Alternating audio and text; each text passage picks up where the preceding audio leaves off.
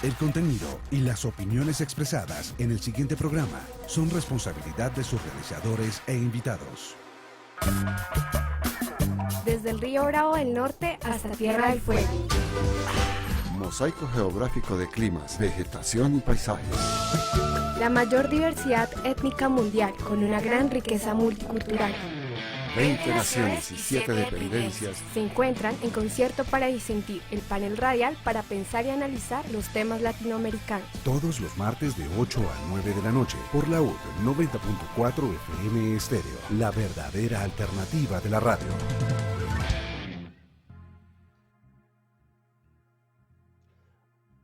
Muy buenas noches, sean todos ustedes bienvenidos a otro programa de Concierto para Disentir. Son las 8:03 en Bogotá, Colombia, y desde esta ciudad capital los saludamos a todos nuestros oyentes en Latinoamérica y el Caribe, en cualquier lugar del mundo donde ustedes se encuentren, y dándoles los agradecimientos por acompañarnos todos los martes de 8 a 9 con este programa de Concierto para Disentir. Los invitamos a que nos sintonicen por nuestra emisora, la UD 90.4 FM Estéreo, y que se conecten con nosotros a través de nuestro streaming por la web laud.udistrital.edu.co y nuestro Facebook Live @laud 90.4 Estéreo, por el Twitter @laudestéreo, y que nos sigan en Facebook en @concierto para disentir laud, @ciudadanosx, en Instagram @concierto para disentir, por Twitter nos encuentran como AC para disentir, y nuestro email concierto para disentir laud @gmail.com. Y desde hoy ya pueden suscribirse a nuestro canal en YouTube Concierto para Disentir. Allí pueden ver en diferido los programas de Concierto para Disentir que tendremos a partir de ahora en este canal de YouTube, donde los estamos invitando a suscribirse. Hoy vamos a hablar de un tema muy importante con tres especialistas que nos estarán acompañando. Según la OMS, la salud ambiental está relacionada con todos los factores físicos, químicos y biológicos externos de una persona.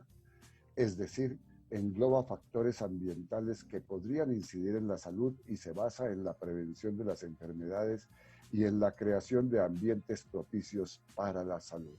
Saludamos a esta hora a nuestra querida Sandra Castro. Sandra, buenas noches.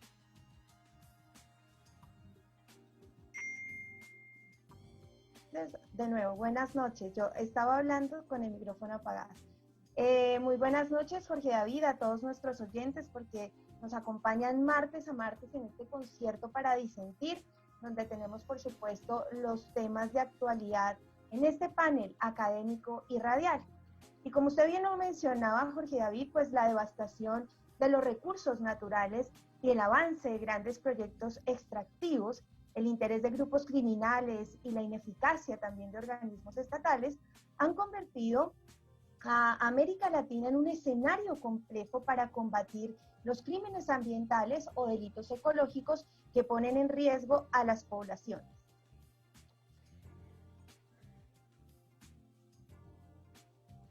La crisis actual también ha puesto en evidencia la equivocada relación de la especie humana con la naturaleza.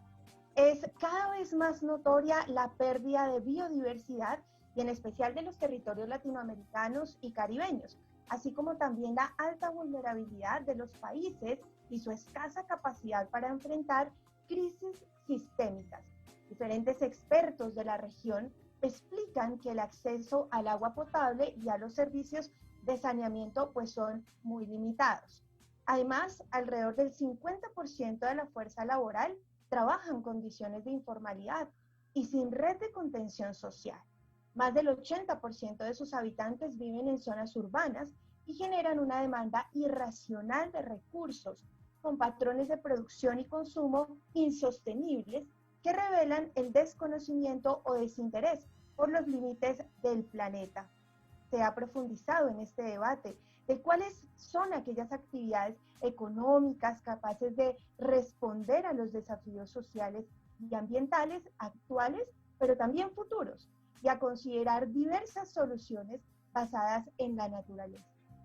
Se puede afirmar que hay una mejor comprensión de la importancia y de otras crisis sistémicas de largo plazo, como el cambio climático o la acelerada pérdida de recursos naturales, mi querido Jorge David. La Comisión Económica para América Latina y el Caribe ha identificado 8 frenos que impiden el desarrollo social sostenible de la región, que van desde la enquistada pobreza hasta la desigualdad crónica, pasando por la falta de inversión en el tejido social y los impactos del cambio climático. Para superarlos, propone crear políticas centradas en los derechos y la igualdad, siguiendo los pasos marcados por la Agenda 2030 de Desarrollo Sostenible. Por su parte, la CEPAL añade otros 5 factores que ponen en riesgo el desarrollo de la salud ambiental. La violencia, por ejemplo, ha tenido un constante crecimiento en contra de los líderes ambientales, quienes por defender selvas, montañas, montes y ríos han amenazado o han sido violentados también. 6 de los 10 países más hostiles para líderes y comunidades que defienden el ambiente y sus tierras ancestrales, citados en el informe que el relator especial Michel Forge presentó a Naciones Unidas en el 2016. Están en América Latina. La CEPAL añade los desastres naturales y el cambio climático, la transición demográfica, las migraciones y, por último, los cambios tecnológicos.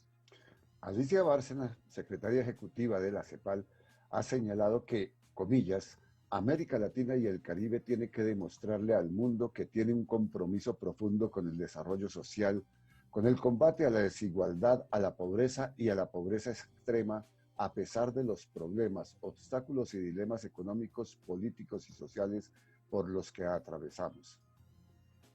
Por lo tanto, se hace cada vez más latente la necesidad de un nuevo acuerdo por la naturaleza y las personas que prioricen los compromisos entre estados y otros actores hacia un marco efectivo para revertir los procesos de pérdida y deterioro de las condiciones naturales del planeta. Y hoy nos encontramos aquí con nuestros invitados para conversar un poco acerca de esas oportunidades que se presentan en un escenario post-pandémico o pandémico todavía para la salud ambiental y la sostenibilidad de los recursos naturales. Saludamos a esta hora a Julián Andrés López Cleves, ingeniero ambiental, magíster en ecología y gestión de ecosistemas estratégicos, director ejecutivo de la Corporación Cúspide, coordinador de la componente biofísica del Plan de Ordenamiento Territorial del Departamento del Huila y coordinador ambiental del municipio de Palermo, Huila. Buenas noches, Julián Andrés. Muchas gracias por acompañarnos en este concierto para disentir. Buenas noches. Muchísimas gracias por la invitación de la UD y pues muy agradecido de estar aquí con ustedes para hablar el día de hoy sobre sostenibilidad ambiental. Muchas gracias. También saludamos en esta noche a Camilo José González de Colombia, ingeniero ambiental por la Universidad del Bosque, candidato a doctor en salud pública con énfasis en salud ambiental, magíster en gestión ambiental y especialista en biotecnología agraria. Profesor e investigador de la Universidad del Bosque en la Facultad de Ingeniería y también del programa de Ingeniería Ambiental y del programa de Ingeniería Agroecológica de la Corporación Universitaria Minuto de Dios en Zipaquirá. Buenas noches, profesor Camilo. Muy buenas noches para todos. Muchas gracias por la invitación. Para mí es un gusto poder acompañarlos. También un saludo muy especial a los radioescuchas que en este momento están en este importante programa con nosotros. Muchas gracias. Y desde Cuyo, Mendoza, Argentina, pues nos acompaña Paola Mariela Studer, ingeniera agrónoma investigadora y docente de agroecología en la Facultad de Ciencias Agrarias en la Universidad Nacional de Cuyo. Ella también es coach en educación, trainer espiritual, consultora independiente en agricultura sustentable, orgánica y biodinámica, y es creadora del proyecto Huerta en Casa y directora de la Fundación Consus. Querida Paola, muchas gracias por aceptarnos esta invitación y por tener esa deferencia de acompañarnos esta noche en Concierto para Disentir. Bien, buenas noches. Primero que nada, agradecerles la invitación en la persona de Sandra, a ti, Jodas, que vas a estar en este programa, y también agradecer la posibilidad de estar compartiendo junto a Camilo y junto a Julián en un tema tan importante y que, en mi opinión, se ha convertido en un tema central en los distintos territorios de América y creo que del mundo. Así que muchas gracias por la invitación. Bueno, pues bien, estos son nuestros invitados y con ellos vamos a estar hablando de el tema que hoy nos convoca en Concierto para Disentir. En el mes de mayo, 140 personalidades latinoamericanas firmaron una declaración llamada Principios para un futuro sostenible de América Latina en tiempos de pandemia y crisis planetaria. Un documento que reúne un análisis sobre la crisis medioambiental y posibles soluciones basadas en la naturaleza y en su preservación. Profesores, ¿cuál es el panorama sobre la situación de sostenibilidad ambiental en América Latina y el Caribe en este momento? Profesora Paola. Bueno, buenas noches. Primero que nada, bueno, como bien decían ustedes, yo trabajo en el área de la agroecología. Nosotros como ingenieros agrónomos sabemos que tenemos un gran desafío en los territorios y en los predios rurales y en términos de ambiente, ya que el manejo técnico que se hace en los agroecosistemas está basado en el paradigma de la revolución verde, que en una de sus bases técnicas está el uso, ¿sí?, de lo que comúnmente se llaman agroquímicos, ya sean plaguicidas o fertilizantes de síntesis química. Quizás es importante recalcar que este ha sido un modelo que desde 1950 se propagó en todos los territorios y ha generado mucho impacto ambiental, ya sea por el mal uso y también por el abuso de ese paquete tecnológico. Así que considero que desde la agronomía respecto del uso de ese tipo de productos. Y otro elemento central que promueve este tipo de manejo técnico es el monocultivo, y eso está atentando y atenta contra lo que recién comentábamos y hablaba Sandra de lo que es la pérdida de biodiversidad.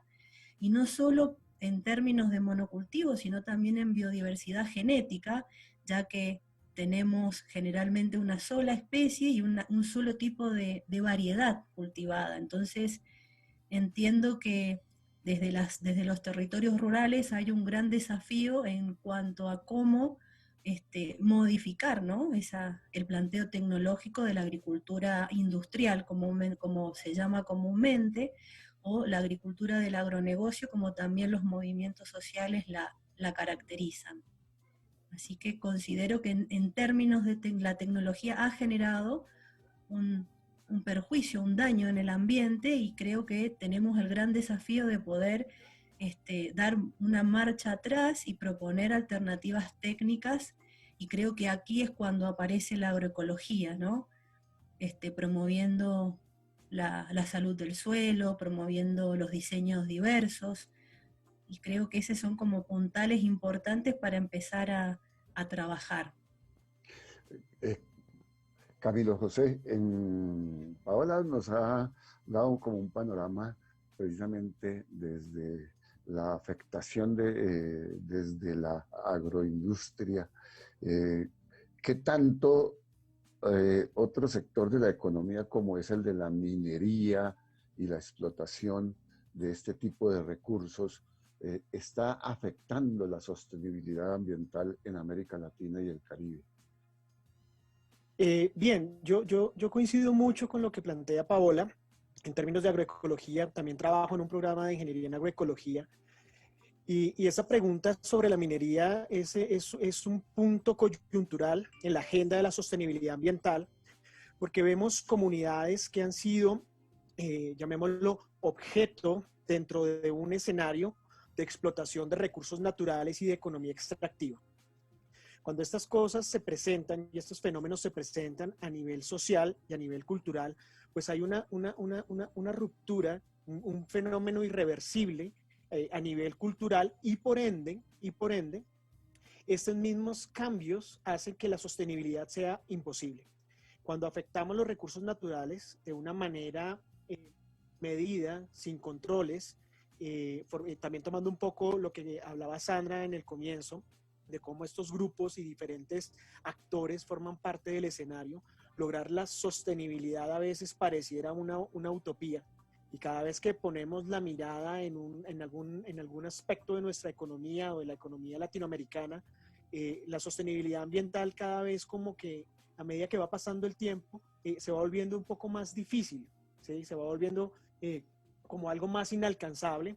Por lo tanto, es el momento de partir de todas estas iniciativas latinoamericanas para volver un poco la mirada a los conceptos de los principios básicos, de qué hacían nuestros antepasados, de cómo podríamos llegar a tener una explotación un poco más acorde a las mismas necesidades de las comunidades, y esto de alguna manera nos podrá llevar hacia la sostenibilidad. El tema de minería y sostenibilidad parece que fueran antónimos, y si nosotros lo vemos en cualquier escenario, las condiciones nos muestran que tal vez nunca podamos llegar a esa sostenibilidad plena desde el extractivismo.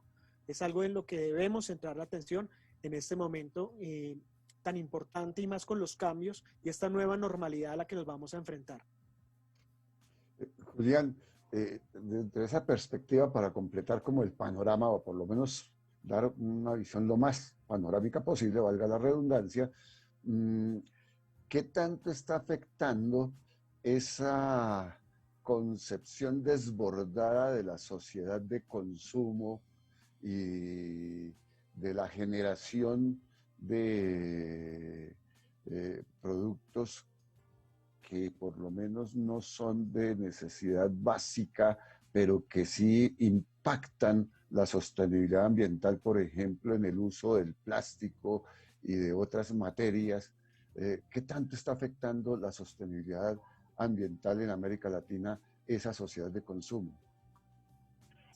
Bueno, pues en realidad esa pregunta es bastante amplia, uno la puede abordar desde muchos enfoques, pero digamos tratando de ser complementario a mis compañeros, quisiera decir que todos los territorios no son homogéneos, ¿no? No podemos, digamos, generalizar América Latina y el Caribe.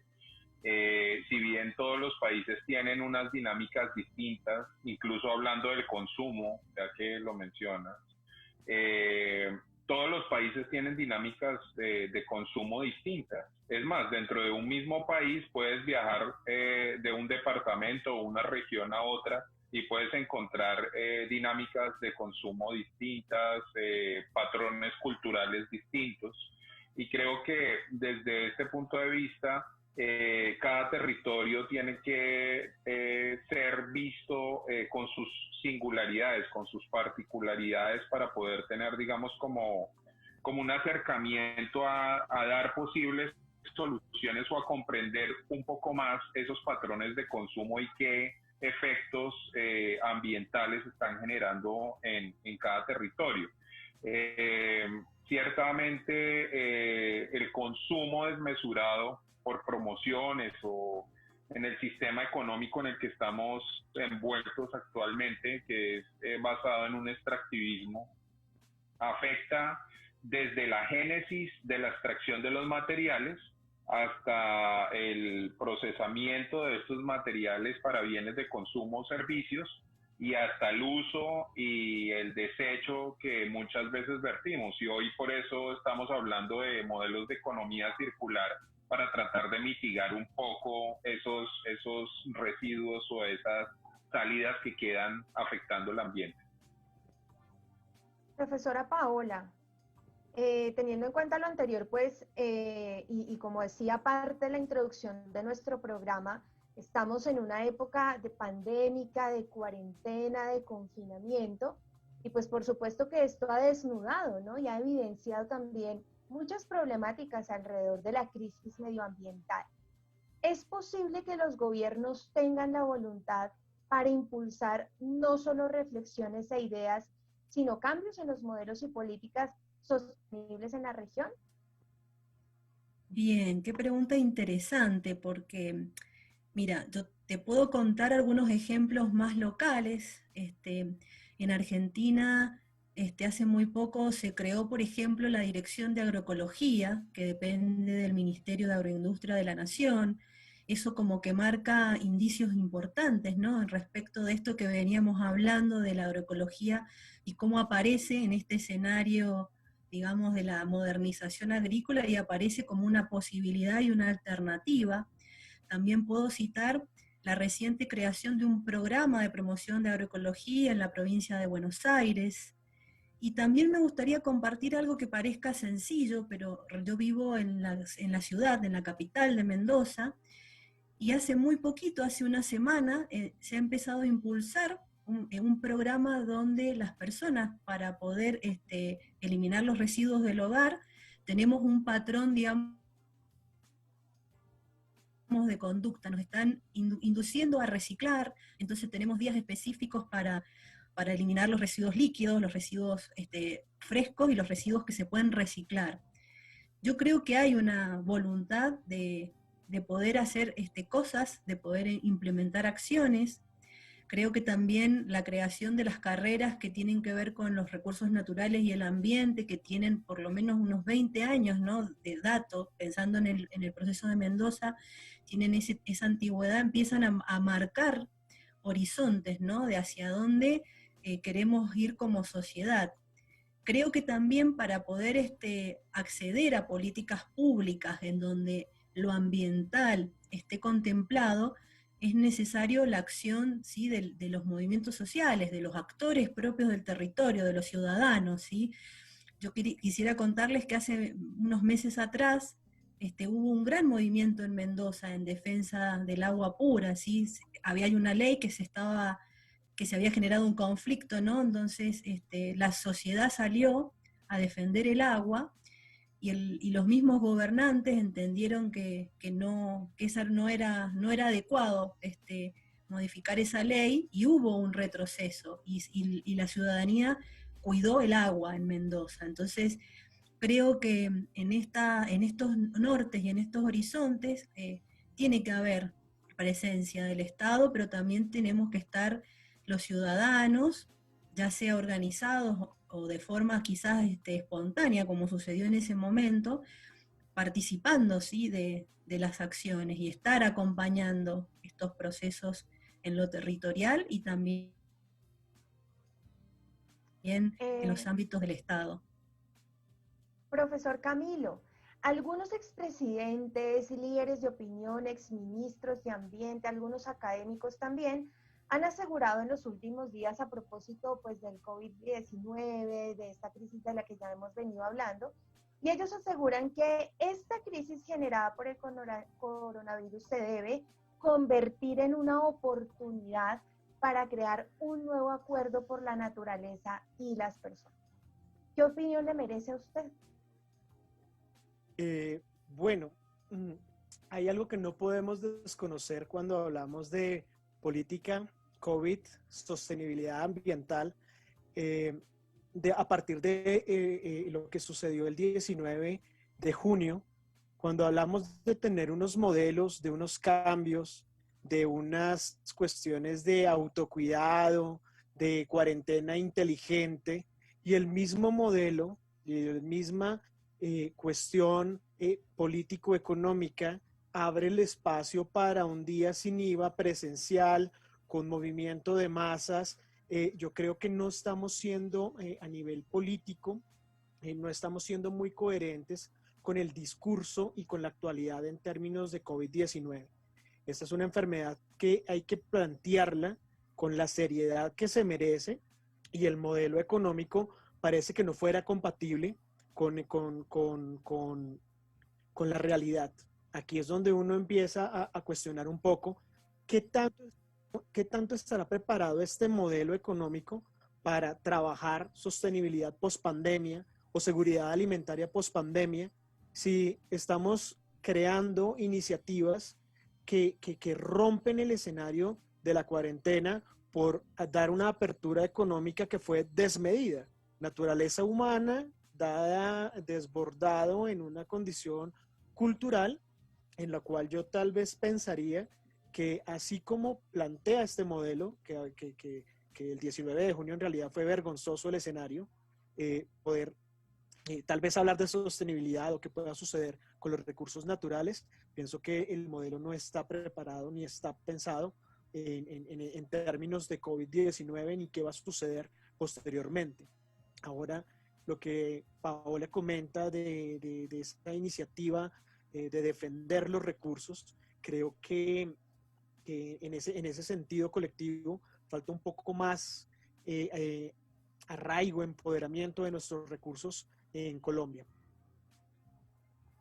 Profesor Julián, ¿los gobiernos han impulsado políticas para la sostenibilidad ambiental en las diferentes regiones de Colombia, por ejemplo, del mundo, de Latinoamérica?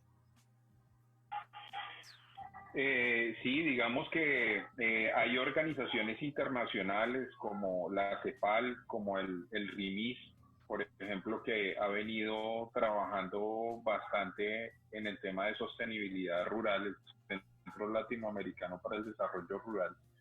Hay entidades internacionales como el PNUD también que han venido generando, digamos, aproximaciones a los distintos países de América Latina, tratando de generar a través de distintos programas capacidad técnica en los profesionales de los países y de las regiones para, pues, de esta manera, digamos, como generar unas dinámicas distintas en términos de política y de la apropiación de estas políticas en el ordenamiento del territorio, en el ordenamiento rural, productivo, en el ordenamiento incluso de las mismas ciudades, ¿no? Cómo es la relación entre las ciudades y el campo o lo rural, cómo está digamos, toda la conectividad de recursos que fluyen de lo rural a las grandes ciudades y cómo se puede ordenar de manera adecuada el territorio con políticas de ordenamiento y uso del suelo adecuado, desde lo local, municipal, departamental o regional y nacional, para, pues, fortalecer, digamos, la actividad económica en el territorio. Por cerrar la idea, el COVID en realidad nos demostró una vulnerabilidad muy amplia en temas de abastecimiento y de conocer cómo fluyen estos recursos y estas dinámicas en los territorios y entre las regiones. Entonces, trabajar hoy en día desde lo local hacia lo regional y desde lo regional hacia lo local, pues es importante con un ordenamiento de territorio adecuado y sostenible. Bueno, vamos a ir a una pausa musical. Ya regresamos con Concierto para Disentir, para seguir hablando con nuestros invitados sobre este problema de la sostenibilidad de los recursos naturales y la salud ambiental en América Latina y el Caribe. Ya regresamos.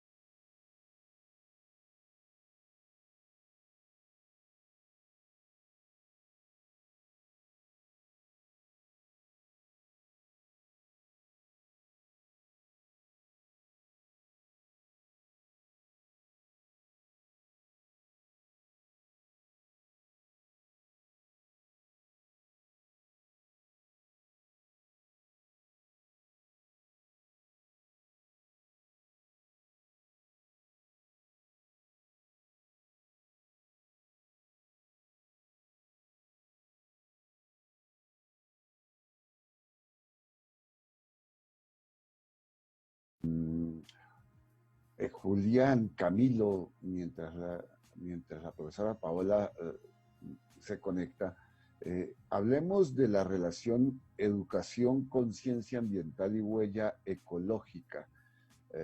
¿Están los sistemas educativos comprometidos y actualizados como para generar pedagógicamente una mayor conciencia ambiental e incidir en una menor huella ecológica individual? Camilo. Bueno, yo creo que hemos avanzado mucho en el tema de educación ambiental. Se han logrado muchos cambios. Yo veo cada vez que tengo estudiantes de diferentes lugares de Colombia que el cambio se ha hecho evidente. Si hay algo que encuentro como una limitación para hablar de conciencia ambiental y huella ecológica, y es que nosotros no sabemos de dónde vienen nuestras cosas, de dónde vienen los alimentos. He intentado hacer varias veces algunos experimentos y algunos juegos con los estudiantes y sobre todo con los niños, y uno les pregunta de dónde viene la leche, y el niño muy inocentemente le dice a uno de la caja. ¿Y de dónde viene la caja? De la nevera. Pero y quitamos la vaca, quitamos los prados, quitamos la nutrición animal de todo este esquema de dónde vienen nuestras cosas. Hace muy poco hacía una conferencia sobre el impacto de la minería, y una de las cuestiones en las que me enfoco yo es cuando vemos una botella de vidrio, hacemos unos experimentos simples y de dónde vienen las cosas, cuánta minería, cuánta materia prima, cuánta mano de obra. Y aquí, para hablar de huella ecológica y de educación, es necesario reconocer el papel de nuestros campesinos, de esas manos laboriosas que sin ellos no habrían alimentos en nuestras mesas, y ahora sí lo hacemos un poco más visible. ¿Qué pasaría si yo no pudiera obtener alimentos en la tienda aquí cerca o el domicilio, que ahora es muy popular? Y ahí es donde nosotros tenemos como una pequeña limitación. Sin embargo, sí, los avances se ven, hay una mayor responsabilidad y un poco más de conciencia, y esto lo hemos venido incrementando paulatinamente. Paola, estamos hablando de la relación educación, conciencia ambiental y huella ecológica. ¿Qué tan comprometidos y actualizados ve usted los sistemas educativos como para generar esa conciencia ambiental e incidir en una menor huella ecológica individual? Nosotros en la casa poco y nada tenemos de conciencia ambiental y producimos mucha huella ecológica. Bien, mira, yo como que siempre estoy mirando mucho en términos generacionales esto, ¿sí? Sin duda el sistema educativo en términos generales tiene un gran desafío, no solo en términos de conciencia ambiental, sino en términos de metodologías, de pedagogías, de formas ya de hacer llegar la información. Todavía estamos educando niños y niñas en la escuela primaria con los métodos de 1970, que fue la época en que yo nací. Entonces, hay como un paradigma mundial que yo veo que hay una gran necesidad de cambio, ¿no? Esto que se habla de los cambios de paradigmas que nos tocan en todas las esferas educativas, políticas, sociales. Creo sin duda que hay un gran avance, ¿sí? Si yo lo veo generacionalmente, de cómo yo fui formada en la universidad y cómo hoy la universidad está formando, ha habido un cambio cualitativo, que no es un cambio rápido, sino que son cambios en el tiempo. Y creo que todavía tiene un desafío mayor en términos de mucho aprendizaje, ¿no? Esto, cuando hablamos de conciencia ambiental, no son términos todavía muy debatidos en los términos, en los ámbitos académicos. Entonces, empezar a impulsar este tipo también de terminologías es muy interesante.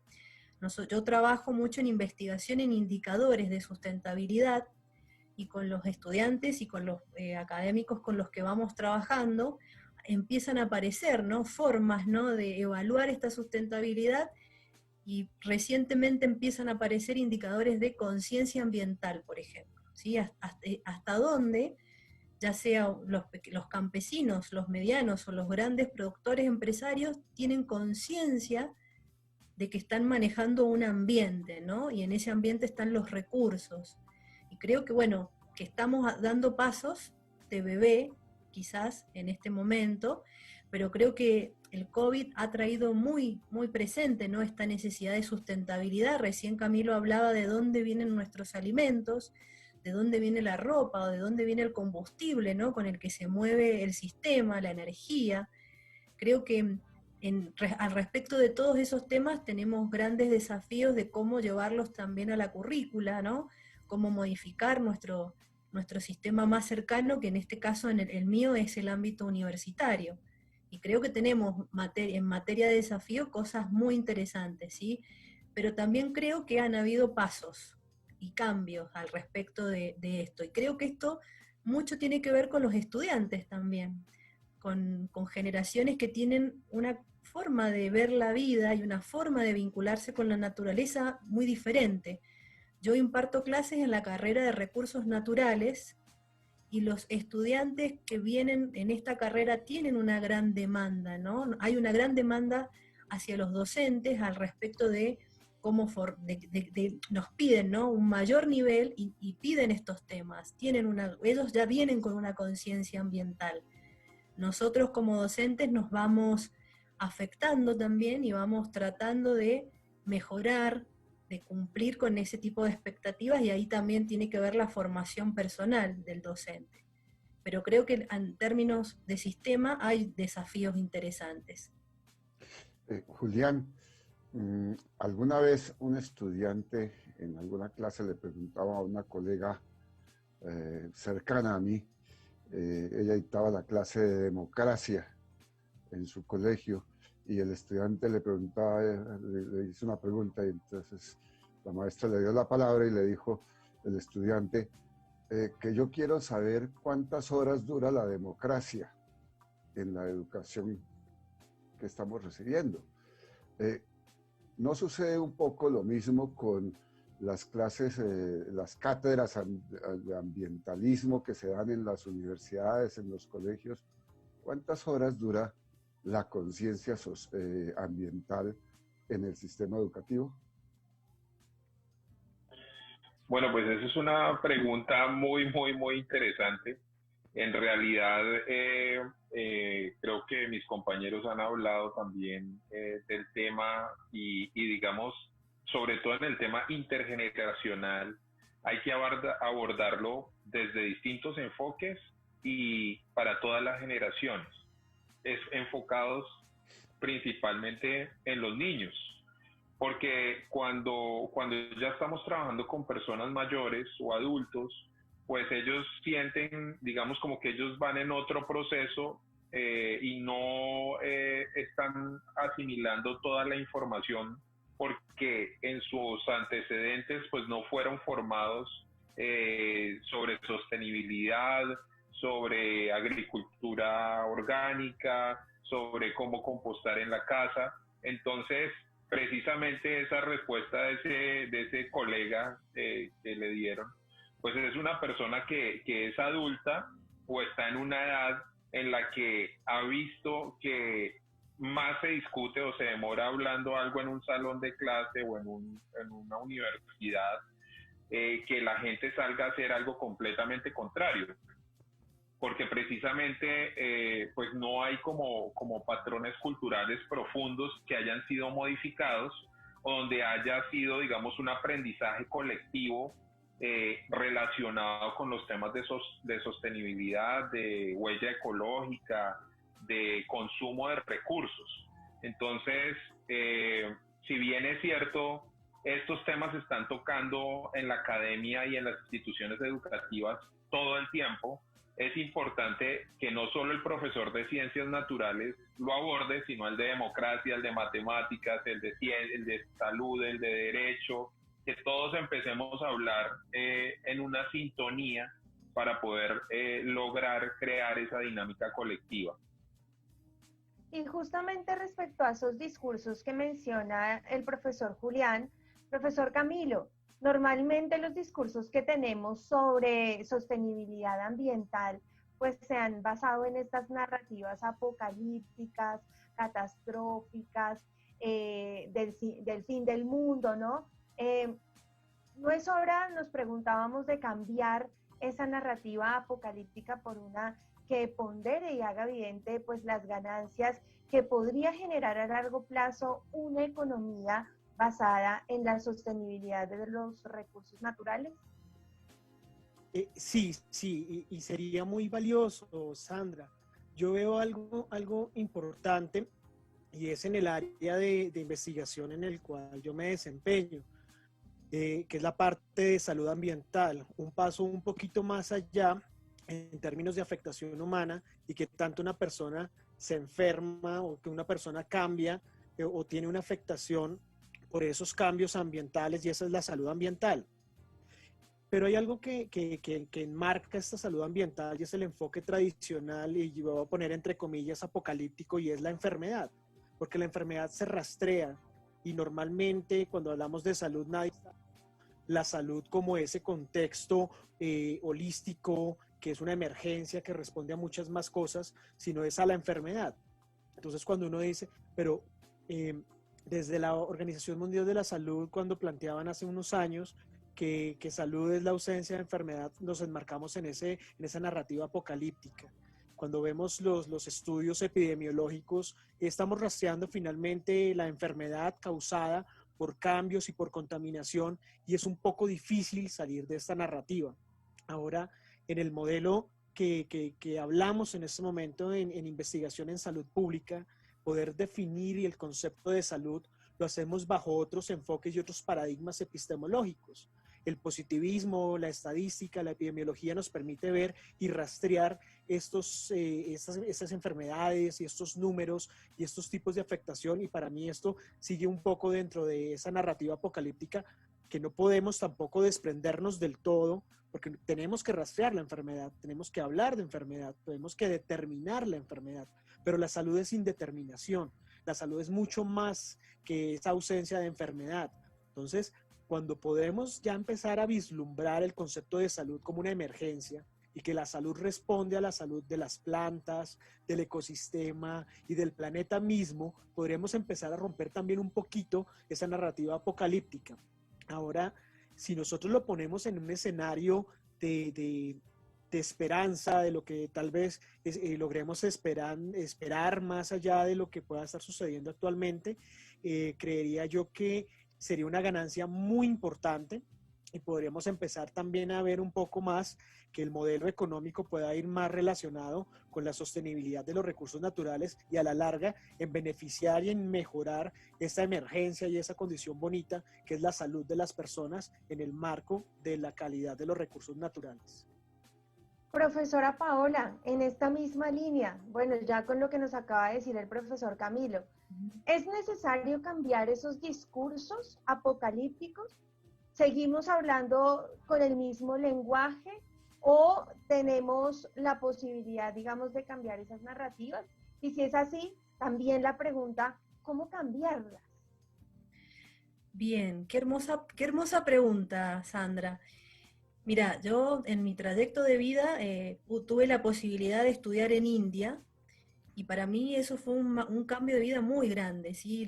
En la India viven, en términos de paradigmas de vida, una vida muy distinta a la vida occidental. Y me parece que uno de los grandes desafíos que tenemos en esto es la construcción de un discurso basado en la esperanza y basado en la vida. La agroecología a mí me cambió realmente la perspectiva de vida desde que soy estudiante, y me parece que empezar a entender y posicionarnos, ¿no?, con un cambio de perspectiva con una forma de mirar distinto. Nos enseñaron que la vida era individualista, que el sistema era capitalista, que la investigación era solo se puede entender y medir y solo se valida por la estadística, como que estamos llenos de un sistema de creencias el cual puede ser cambiado y puede ser modificado. Yo creo mucho en los cambios de paradigmas, de hecho transito todo el tiempo un cambio de paradigma, ¿no?, de cómo posicionarme como docente, como ingeniera, como hija, ¿sí?, como hermana, en los vínculos. creo que uno de los grandes desafíos que tenemos es empezar a entender el sentido de responsabilidad personal y de responsabilidad social, esta responsabilidad colectiva de la que estamos hablando, ¿no?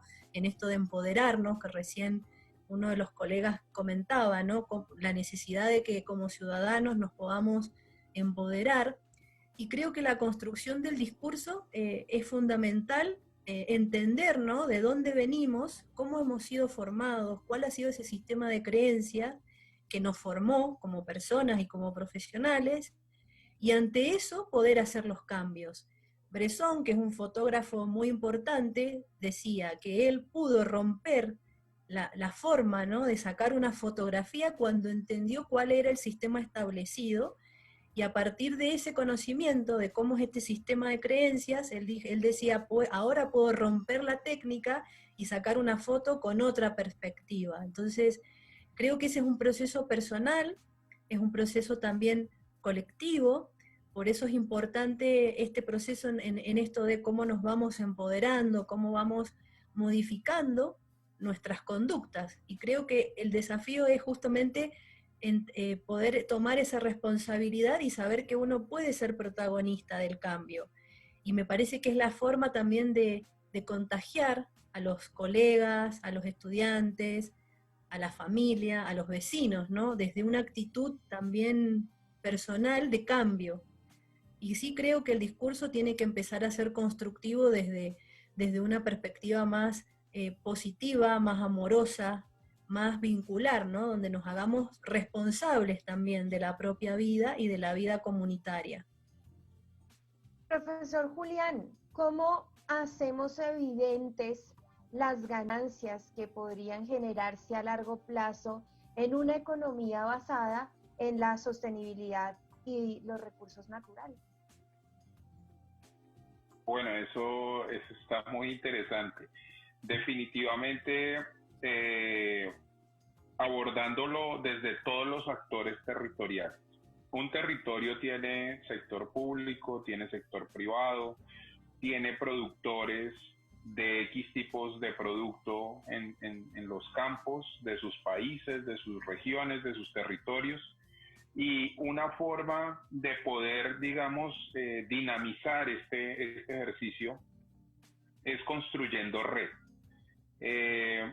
Este tema del COVID evidenció esa vulnerabilidad en la construcción de red local y regional, y resaltar los ejercicios positivos entre la comunicación que hay desde un productor con los consumidores, o sea, y desde qué se está haciendo en el campo para hacer la producción de manera sostenible y cómo el consumidor también lo hace de una manera responsable, y cómo los gobiernos locales apoyan al pequeño productor generando capacidad de asociación para que pueda ser más resiliente a este tipo de efectos económicos y que pueda sobrevivir a una futura crisis, se hacen, digamos, importantes no solo hoy, sino en un futuro próximo.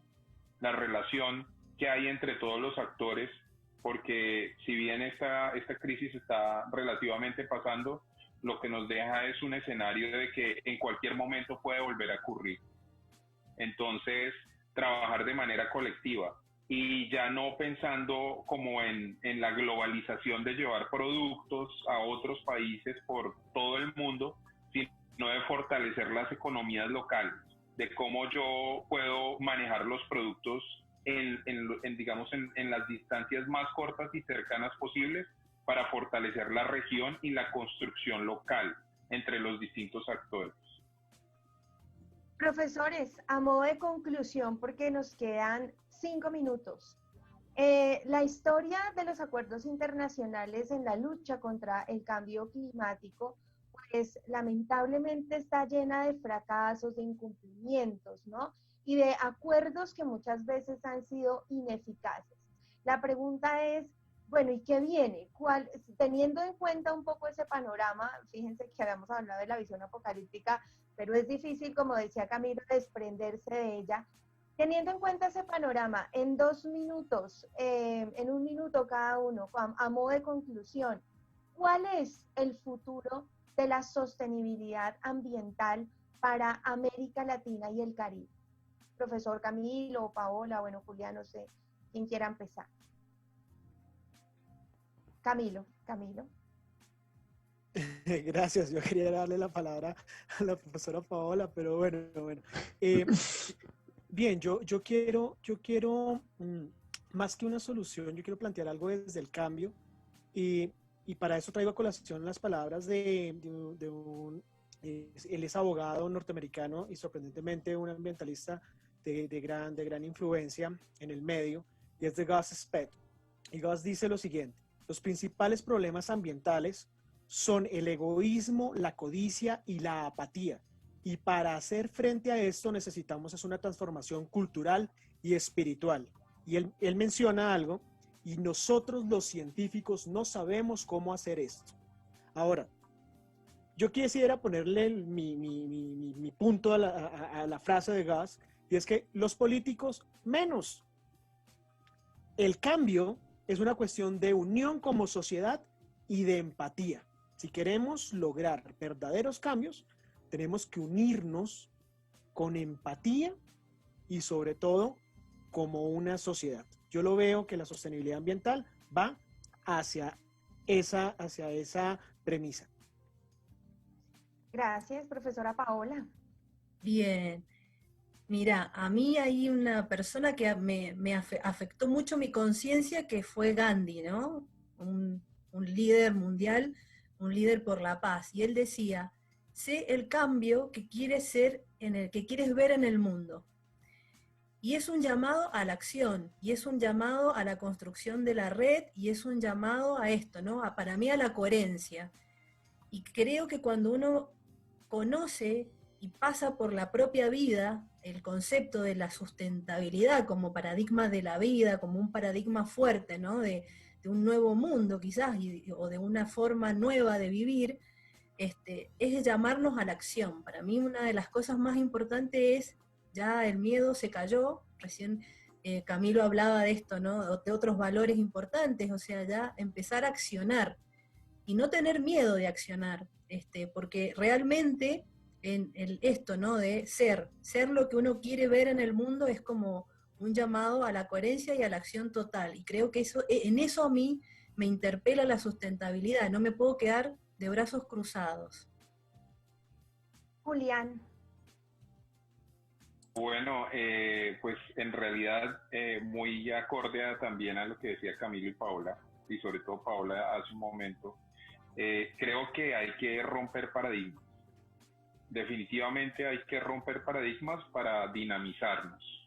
Hemos venido con unas escuelas que han dejado unas huellas profundas y que han limitado la capacidad de soñar y de generar soluciones en la comunidad en general.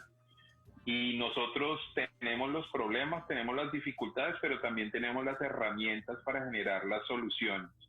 Entonces yo creo que la forma en realidad de salir al paso de esto y dinamizarnos es invitar a soñar a la gente.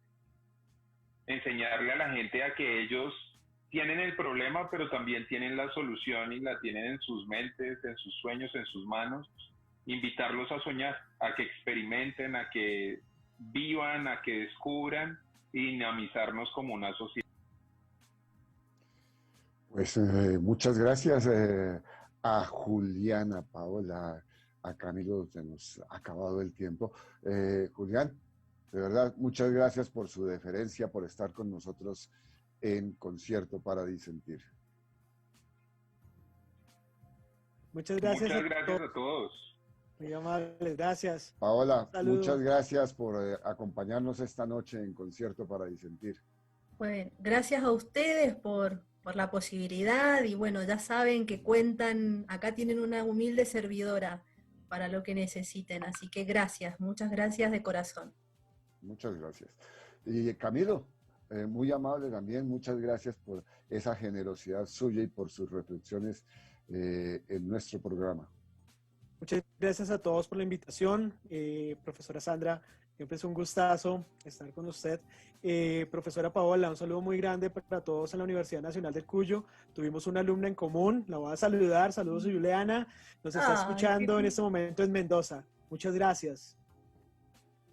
Bueno, y agradecimientos a los estudiantes del Semillero de Investigación Ciudadanos X de la Corporación Universitaria Minuto de Dios en la investigación, Paola García y Catalina Boza en el manejo de nuestra base de datos, Tatiana I. Guerrero en el diseño de imagen, publicidad y redes sociales, Gabriel Alvarado, Gilmer León y Sebastián Casas en el sonido y coordinación de la plataforma Zoom, Mauricio Peñalosa en la producción y conducción, Sandra Castro, dirección y conducción de Jorge David Sánchez. Muchas gracias a toda nuestra audiencia en América Latina y el Caribe. Los esperamos el próximo martes con un nuevo programa. Síganos en Facebook por @concierto para disentir laud, @ciudadanos X, en Instagram, @concierto para disentir, en Twitter, @c para disentir, nuestro email, conciertoparadisentirlaud@gmail.com, y no se olviden de suscribirse a nuestro canal en YouTube, Concierto para Disentir. Allí podrán ver nuestros programas en diferido. Muy buenas noches a todos y no se despeguen de la programación de Laud 90.4 FM Estéreo, la verdadera alternativa de la radio. El contenido y las opiniones expresadas en el anterior programa son responsabilidad de sus realizadores e invitados. Desde el río Bravo del Norte hasta Tierra del Fuego. Mosaico geográfico de climas, vegetación y paisajes. La mayor diversidad étnica mundial con una gran riqueza multicultural.